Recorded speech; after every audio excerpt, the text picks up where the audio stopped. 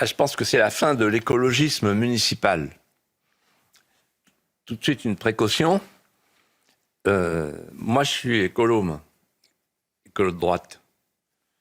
Je crois à l'arbre avec ses racines et ses ramages. Je pense que dans un pays, s'il n'y a plus le civisme écologique, il n'y a plus de société possible. C'est-à-dire qu'en fait, l'homme, comme la plante, entre la terre et le ciel, a besoin d'humus et de lumière. Mais là, on parle d'autre chose. On parle de l'idéologie verte. Cette idéologie verte, elle a été rejetée. Il faut examiner pourquoi. D'abord, l'écologie qu'on nous impose, c'est une écologie punitive, une écologie radicale, une écologie carcérale. D'où elle vient?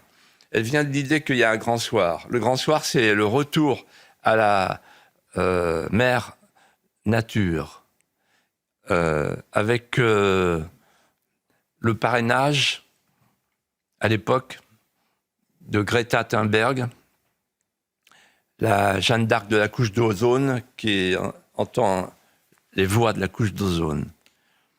C'est parti comme ça.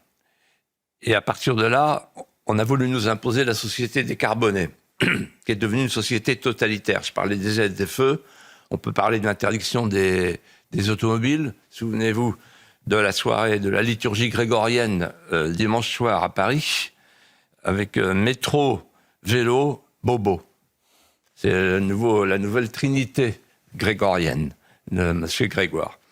Et donc, phobie du sapin de Noël, phobie du calendrier grégorien, l'autre, phobie des crèches, phobie du Tour de France, phobie de toutes les traditions, et puis le no-kid, pas d'enfants parce qu'ils polluent, etc.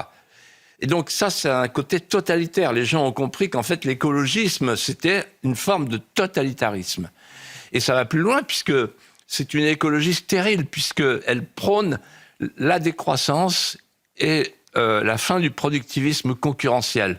Et donc, elle pousse à la délocalisation de l'agriculture, la délocalisation de l'industrie, la délocalisation de toute notre richesse et la substitution d'un pays consommateur à un pays de producteur. C'est ça l'écologisme. Et enfin, l'écolo-sociétalisme, ne l'oublions pas.